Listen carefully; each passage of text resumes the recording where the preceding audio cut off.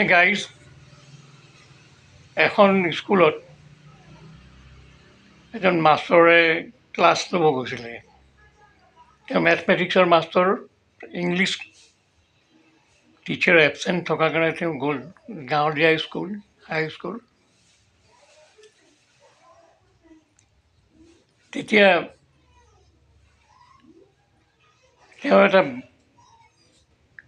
পাঠ পঢ়ি থকা ল'ৰাক পাঠ পঢ়ি আছিলে, এটা ষ্টুডেণ্টক সুধিলে, প্লিজ স্পেল দ্য বাটাৰ। ল'ৰাটোৱে ক'লে BUTER বাটাৰ। মাষ্টৰৰ কনফিউজ হৈ পেলাই আৰু এটা ষ্টুডেণ্টক সুধিলে, তুমি খাৰা হোৱাচোন, তুমি স্পেলিং কোৱা BUTTER বাটাৰ।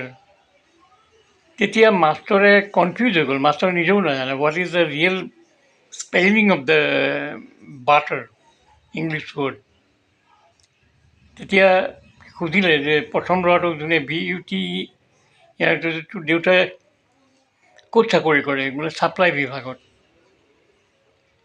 আৰু ইটোক সুধিলে তেতিয়া BUTTER তোমাৰ দেউতা কি কাম কৰে, প্ৰাথমিক বিদ্যালয়ৰ টিচাৰ।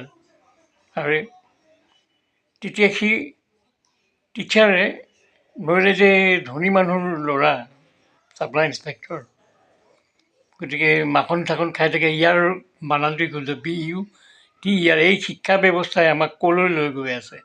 টিচাৰে যদি নিজেই নাজানে তে কেনেকৈ শিক্ষা ব্যৱস্থাটো আপগ্ৰেড হ'ব। ধন্যবাদ।